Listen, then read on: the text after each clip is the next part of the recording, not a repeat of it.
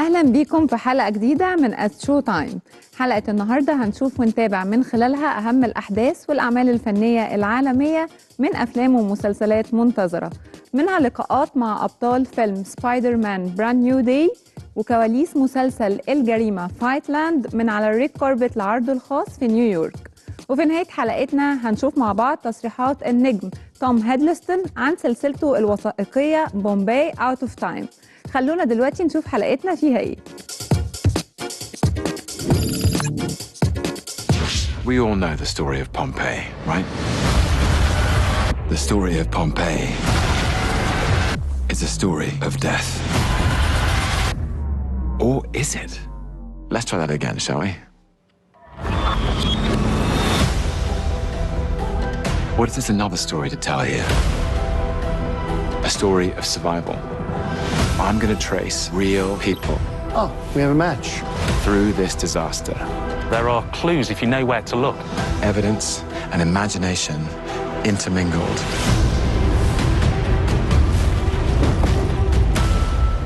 Because in Pompeii, you can time travel.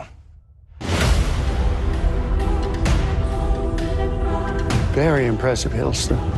Now, I've seen some Avengers movies.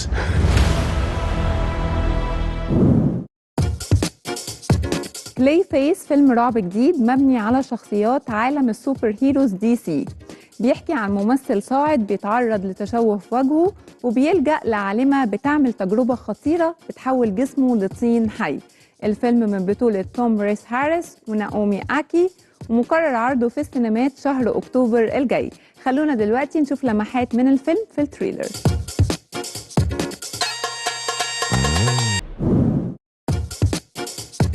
افنجرز دومزداي فيلم سوبر هيروز جديد من عالم مارفل، بيجمع فرق الأبطال الخارقين من عوالم مختلفة زي افنجرز وفانتاستيك فور واكس مان عشان يواجهوا الخطر اللي بيهددهم من دكتور دوم اللي بيقدم شخصيته النجم روبرت داوني جونيور. والفيلم مقرر عرضه في شهر ديسمبر الجاي. خلونا دلوقتي نشوف أجزاء من المواجهة دي في التريلر.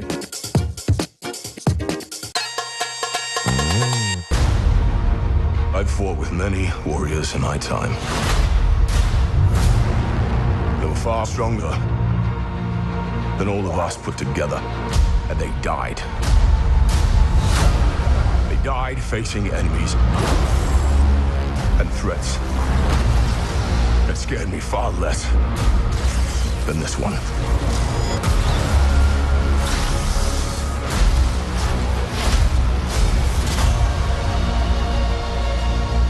Everything that they sacrifice will be for nothing if we do not stand together. Put aside your petty squabbles. Presume nothing except this. If you return, you will return as brothers and sisters.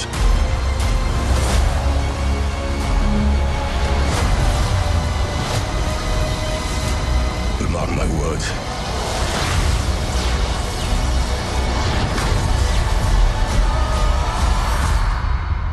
We're going to need a miracle. Hey, pal. It's not possible.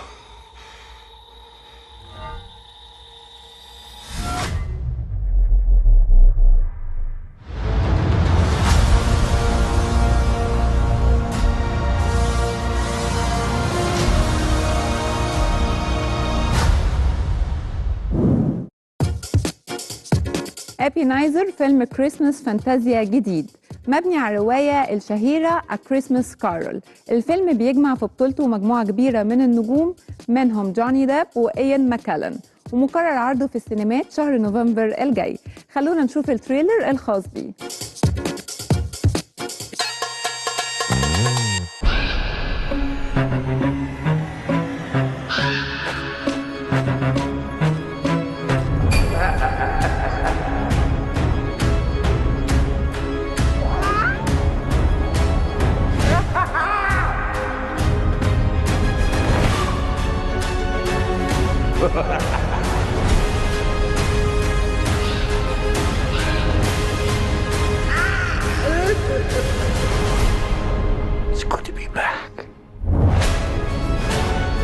To Uncle Scrooge. To Uncle Scrooge.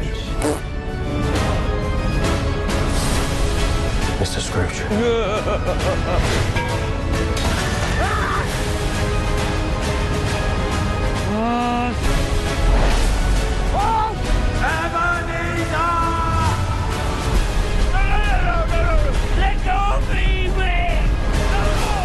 I say to you, sir, Merry Humbug! Merry Christmas! Humbug! And a Happy New Year! Humbug!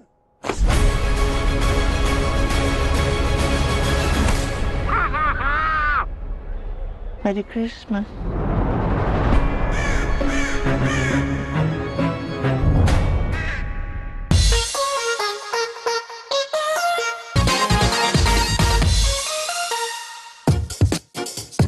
وام 10 Days in China فيلم وثائقي جديد بيسلط الضوء على الجولة التاريخية لفرقة البوب البريطانية الشهيرة وام في الصين سنة 1985 واللي كانت أول فرقة غربية تغني هناك.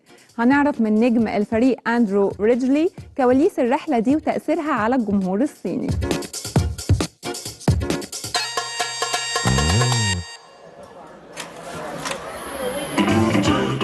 China had been closed for centuries. 没有听到过这样的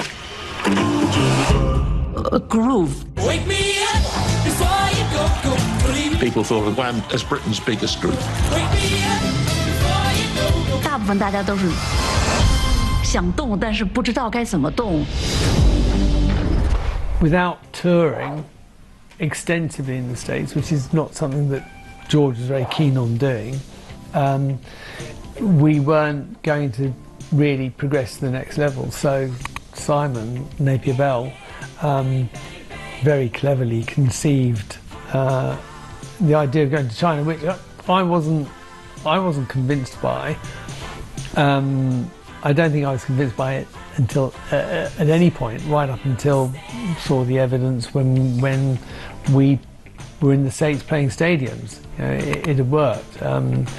He knew his stuff. He knew the business, he knew the game, and he was really very, very good at it. George and Andrew were carrying a lot of cultural and economic importance. They were there as ambassadors.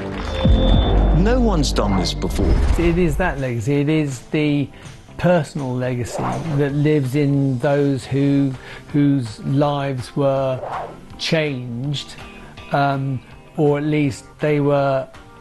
Wham's performances, Wham's music revealed to them a path that they could pursue in life, which perhaps would never have happened otherwise. So, you know, that is the most meaningful and enduring legacy. We knew what it had achieved for us. We didn't know what it achieved for some of those people who were there at the shows. We want everybody to get up and have a quick dance. No. What do you think of the Chinese police wrapping up some Chinese who dare to dance? Two young men in a sort of geopolitical situation. Yeah, I think lots of people will recognise the kind of relationship that is close like that, where you bicker and you there are inside jokes, all those sorts of things that make those special friendships that which they are, and I think that was partly part of the appeal of Wham, is that people could see that in George and myself. And I'm not sure I saw it at the time, to be honest, but I definitely see it now in a lot of the things that we've done subsequently, the projects, especially these legacy projects over the last few years. It's something that's become rather more apparent to me, that was part of the appeal of Wham. You're not really going to come and ask us about our opinions, are you? It was imposing. I've just acquired some new friends. They're going to come with me wherever I go. George was a very private person. I could see that he was struggling. This is my future. Do I want it? Where's George Michael? He's gone. It's about cultivating new audiences, and the streaming has assisted that because there's no date stamp on any of the music. If you're coming as a youngster to, you know, the great digisphere of music, it's all the here and now.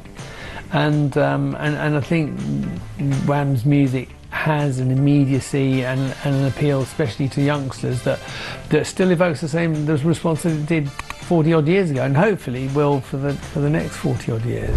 Perhaps all this sudden fame has gone to your heads. Strengthen. Even if all around is chaos and dysfunction. 接触到了一个全新的世界。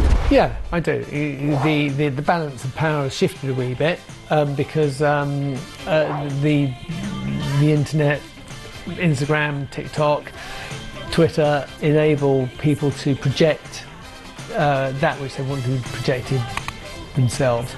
Wasn't the same 40 odd years ago, and you know, I didn't help myself with my relationship with the press. It was antagonistic. Could have probably been better. Had I been advising myself from this point in time, I'd have urged moderation. But it was a Faustian pact. They needed us, we needed them, and actually, you know, we both got what we wanted in the end. Wham's timing was exquisite. There was a hunger in China for connection with the West. Their eyes were open, their hearts were humming. My eyes were on George Michael. Had George met those for whom Wham was a life-changing moment, he would have been profoundly moved. You've done it all now. Done it all now. That's it.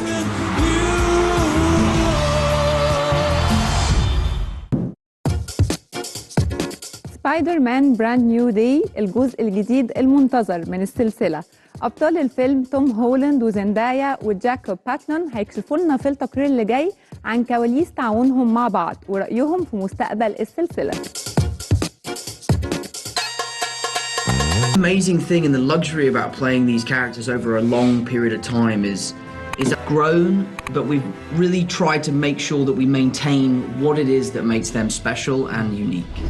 In general, I think what's always felt very personal to me is that he feels like he could be anyone. You know, he could be your best friend, he could be your brother, he could be your cousin, and something about that, you know, makes you feel or want to be that way too.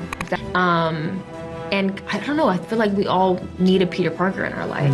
You know, besides Spider-Man, you know, we all could use a Peter. It's really important, you know, we're really lucky that we've had other opportunities to explore, you know, our acting chops outside of the Spider-Man world. And what's so lovely about this amazing franchise is that we get to go out and try these new things, and then it always feels that we get to come home and exist in our little spot. This is 10 years, so there are people who, crazy to think, have grown up with our films, but there are previous films, and everybody has a special connection in their own way, and you want to do justice to that. You want to make sure that you're doing the best work so that people feel seen and heard and understood. Yeah. But we get to be children for like our whole life, really. You know, we get to be adults that still get to play and imagine and dream and do the things that we would have pretended to do in our living rooms, you know? So, yeah, it's hard to really complain. well put. It is. Homecoming was kind of like our sort of like big thing that we all did together for our first ever job in a way. And I think just like that growing up process together through life and through work has been a really big part of that. Yeah. Wow, that's crazy. Some time has passed. Yeah.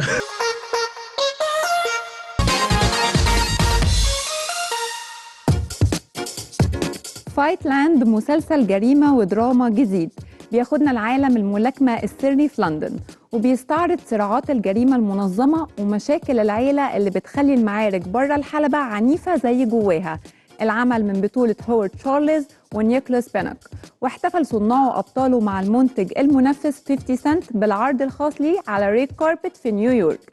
هنتابع التفاصيل وتصريحات الأبطال في التقرير اللي جاي.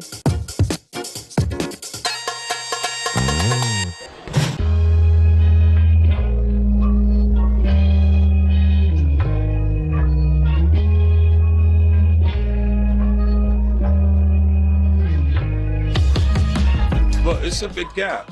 It's like as far as diversity is concerned, you know, like so it's plenty of room.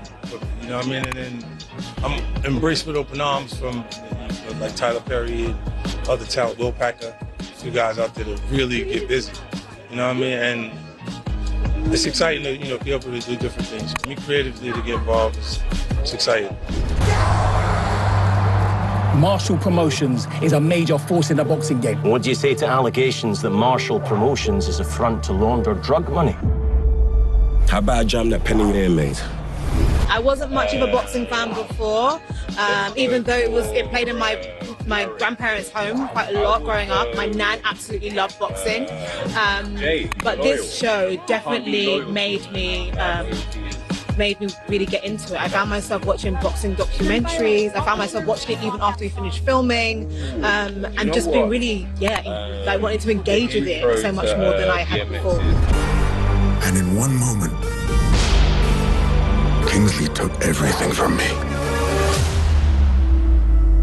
Now I'm gonna take everything away from him. So I played a version of Jack Johnson in a play called The Royale, written by Marco Ramirez. So I had to learn how to box for that play. I've also, today, a film that I produced and I'm in called Heavyweight drops on Amazon and all the streamers. And so, I was on the pad as I played the coach this time. And then Fightline came along and it was another boxing project and it suited me, down to the ground. I think it's because boxing, there's a duality with the way that we live our lives. Everybody's fighting for something. And there are knocks and blows that you have to go with. You get knocked down, you come back up, you throw a few punches and you succeed, and it goes back and forth. It's the ups and downs of it. And I think there's such a duality when we're, watching a boxing match and you're looking at your own life. I haven't seen our origins in months. We've put you in charge of the family business. That's right. With Dad gone, we've gone. Everything's in place. Well, I think every character in this show is carrying something, I think people are carrying grief, they're carrying shame, they're carrying pride, and they're all trying to survive the wreckage of their own lives. And I think that will actually appeal to everyone, the whole audience globally. We all know what it's like, I think, to fight for something. And fight films, as well as fight TV series, fight stories in general are a metaphor for our own struggles. So I think people will find it relatable. I think the heavy lifting really came emotionally. I was already in pretty good shape, and I can, handle myself. I've got a pretty good left hook. I think it was mainly the greatest distance I had to travel was emotional. Every character you play demands something different of you, and I've had the pleasure and the privilege of playing a wide range of characters, very different characters. But with Duke, I knew that I'd have to travel much further than I ever have into the deepest and darkest spaces of the human heart. And we're dealing with grief, rage, but also courage, and relentlessness. And I found playing Duke enlightening. We just lost 3.5 billion worth of product. Every member of our network is going to be losing money. Every one of those members is responsible. Because this ain't about business to them, it's personal. I mean, he's just really championed us. And he even came to set and made sure that we knew that we were supported and he was proud of what we were doing. And I just feel like everything he's creating is it's iconic and it's really inspiring, really. So, yeah, I feel inspired. I'm focused. I'm fearless. And I never stop. This ends today. We don't get to choose when we leave the fight here. Well, what it is unique to their story coming out of the UK. It's not new.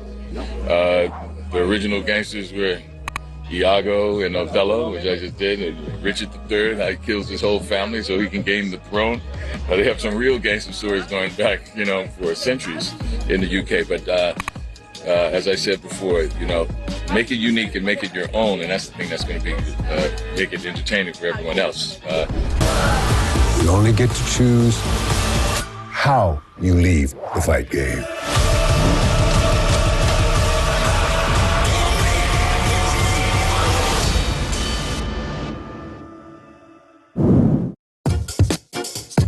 لاكي مسلسل درامي جديد بيحكي عن نصابة محترفة بتلاقي نفسها مطاردة من الشرطة والمافيا بعد ما خطيبها غدر بيها. العمل من بطولة آنيا تايلر جوي واللي بتشارك كمان في إنتاجه مع ريز ويذرسبون، والنجمتين احتفلوا مع باقي الأبطال بالعرض الخاص ليه على ريد كاربت في لوس أنجلوس. وفي التقرير اللي جاي هنتعرف على تفاصيل أكتر عن المسلسل من أبطاله.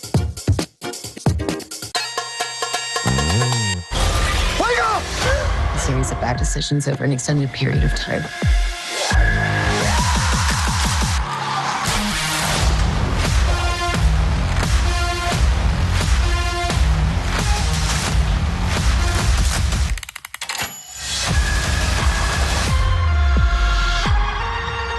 How can someone so small cause so much trouble?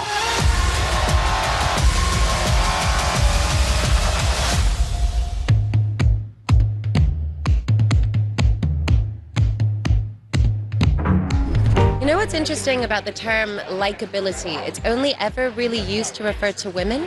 We never really wonder if a male character is likable or not.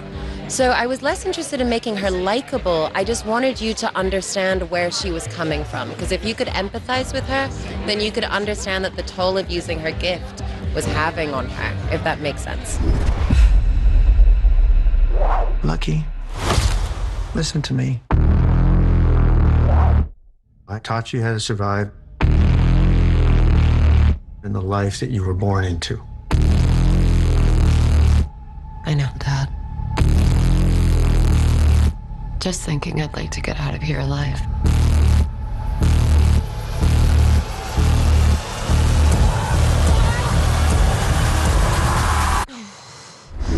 I loved it. I loved every second of it. I feel so grateful to have worked with such a wonderful group of collaborators. So inviting, let me be in on the construction floor of absolutely everything, and that's how I want it to be. So yeah, I'm looking forward to doing it in the future. Everything is going according to plan. Until it isn't. Carrie. Carrie. My husband was gone when I woke up this morning. Hello, dear. It's been a while. I think that I always want to place myself in an area where I can grow. Sometimes growth is a little bit uncomfortable, but I never want to feel like my feet are touching the floor. I always want to feel like I'm slightly off the bottom. And yeah, that's basically it. As dangerous as she is, every person's got a rhythm. You learn to play it, you can make them dance. Excuse me, sir, can you help me?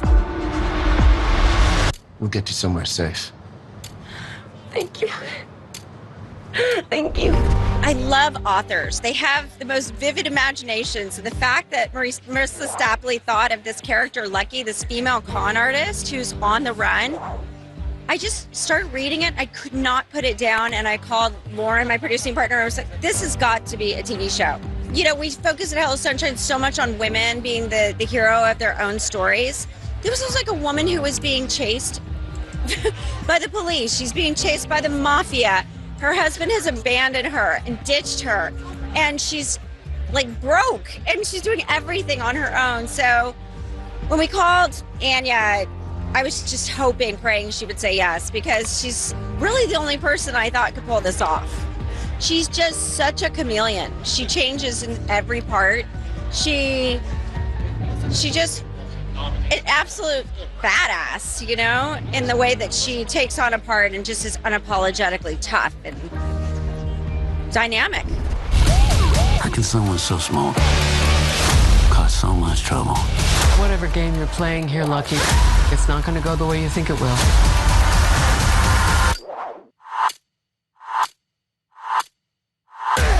You know what really caught me was it's a fresh character. I hadn't seen that character before. And I love that she starts from the very beginning. She's double-crossed by her fiancé, and she just has to go. So it's propulsive. It just moves and moves. And the TV show is like, the minute you get done with one episode, you want to watch the next one.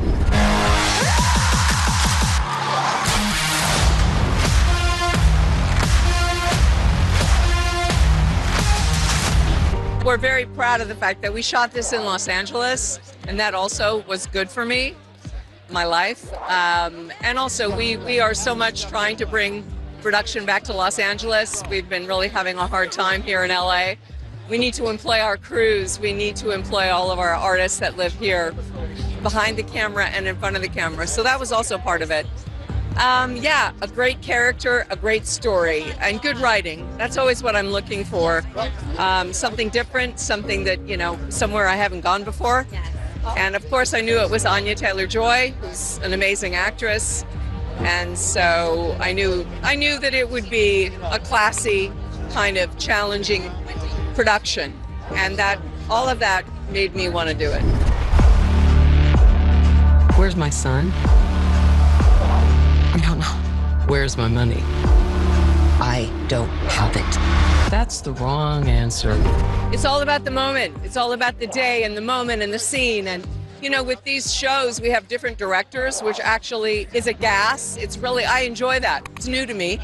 I haven't done a lot of these kinds of, I'm used to kind of going in and there's one director, but in this we have a number of directors. So in a way, it's sort of thrilling because we had good people. So each time there's a new section of the story, you've got a new group of people. And, you know, because there are other people that come in that are also new. So I enjoyed that. And we have this incredible chase sequence that I have to admit was really fun to shoot. And it's also great story-wise because there's a real specific story that gets told. I'm done running. From you, from anyone.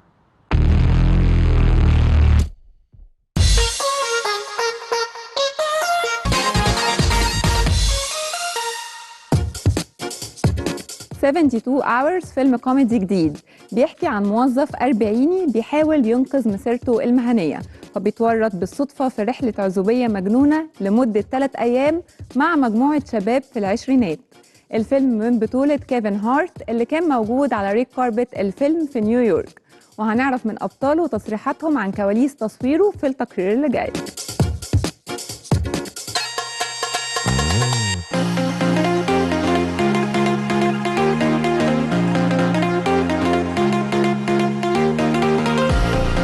It was nice. I got to stay with my mom while we were shooting and take some of the guys to some Cuban spots. And yeah, shout out to Miami. I love Miami.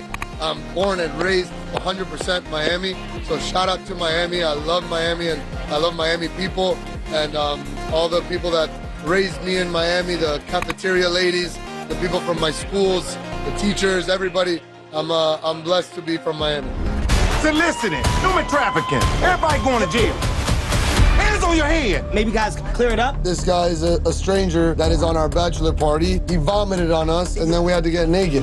He's like our friend, but he's older than us. So he's like our daddy. Guys, you're not helping. I mean, look, this is it's pretty much, you know, my reality to date, right? Like, I'm getting older. There's another generation of comedy coming in. And this generation's approach to comedy is unconventional, untraditional, and groundbreaking. So trying to figure out how to find a balance, how to still stay present or current, but also stay true to yourself, it's a game. In this movie, you're looking at a guy who works for an advertising agency and his days of advertising in the manner that he remembers are getting dated and jaded. So, you know, he's trying to figure it out. Going on this bachelor party trip was a way for him to energize himself with the new, embrace the new, and hopefully come back with some better concepts. Instead, it turns to shit, for lack of a better word, and a lot of comedy ensues.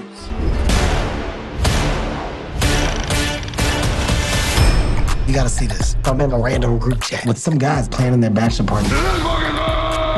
They're inviting me. To Miami? Yeah, they want me to go. My boss thinks I'm getting too old. Sorry, baby. It's fine. This is my opportunity to connect with the youth. I mean, look, I love to play, right? So we lost the dynamic and the fun attached to our hard R's and you know, the ability to laugh in the world of the hard R and walk away understanding that the context was a joke and nothing more. And, you know, it's material at the end of the day, it's content. So I think the fact that we're getting back to it and you know, getting out of the crazy sensitive times that we were once in, it's a good thing for comedy overall.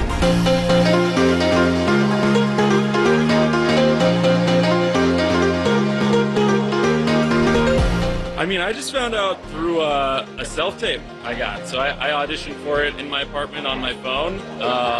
And I knew Marcelo was doing it, so I was really excited to get to work with him. It's fun, man. It's fun to work with Kevin.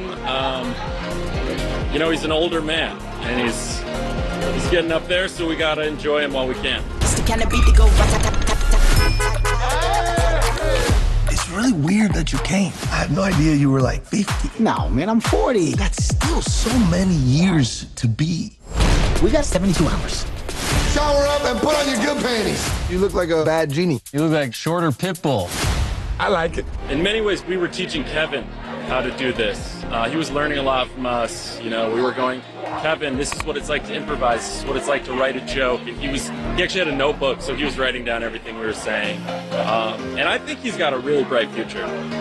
He does, yeah. As soon as he gets a little taller, he's going to be great. Exactly, man, exactly. That was another part. It was really hard to fit us in the same shot. He was always on a booster seat.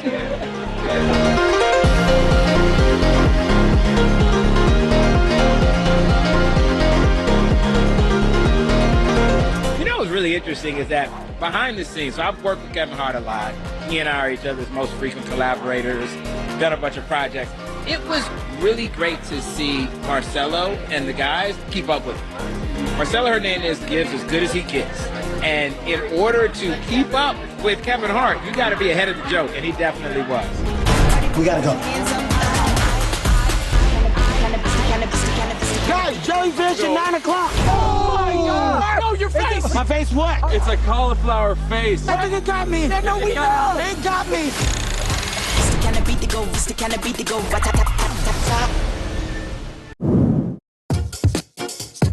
بومباي اوت اوف تايم سلسلة وثائقية جديدة بتجمع بين الدراما والتحقيق، وبتاخدنا في رحلة للساعات الأخيرة لمدينة بومباي الرومانية قبل ما يدمرها بركان فيزوف. العمل من تقديم النجم توم هيدلستون، واللي احتفل بالعرض الخاص ليه في لندن. هنشوف في التقرير اللي جاي تصريحاته عن شغفه بالتاريخ وكواليس السلسلة، وكمان تعليقه على أداء منتخب إنجلترا في كأس العالم. We all know the story of Pompeii, right? The story of Pompeii is a story of death.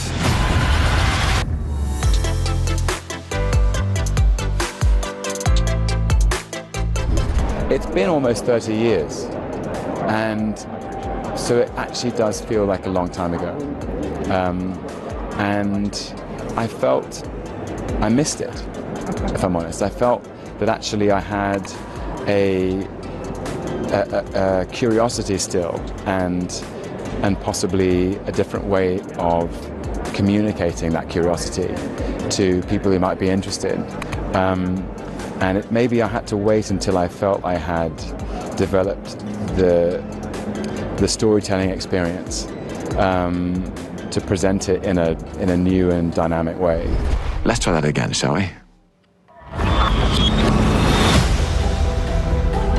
What if there's another story to tell here? A story of survival.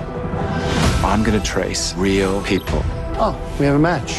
Through this disaster. There are clues if you know where to look. Evidence and imagination intermingled.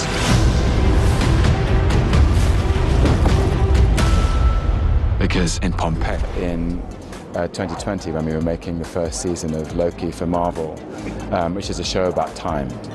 And I've always been interested in time, how we use it, how we spend it, how we give it away, how we value it, when it seems to go quickly and when it seems to slow down. I love that quotation. I think it's Voltaire. We all have two lives. The second begins when you realize you only have one. And I've always been aware of the brevity of our lives, and all of that was poured into Loki, and thinking about time and how we can, because of course Loki is a character who's pulled outside time and confronted with his own choices. Anyway, long story short, there's a moment where Loki goes to Pompeii, And it was such a thrill. I was so giddy that day on set. It was a set. We didn't actually go to Pompeii. But I was playing Loki. I was speaking Latin. I was surrounded by other actors who were dressed as local Pompeian people. I thought, I love this stuff. This is one of my favorite days as an actor. I should come back here more. So I think it was that was an awakening. And then also just working with Kevin Wright, who was the producer on Loki and the producer on this. He was curious about my own passion because he noticed it. He said, "What's you love this stuff, right?" And I said, "Of course." And I would often tell stories of classical epic poems that I had read in my degree and that they didn't know. So yeah, it felt like it was all roads lead to Rome. And here we are. The goal is to find the survivors. Every one of them left behind a story. Check this out. Wow. A story of what it was like to experience that day, to live it. There's something here you're going to really want to see. This is amazing. Past feels so close. Come on! There's no time to waste! This is the story we don't know. This is the story I want to tell.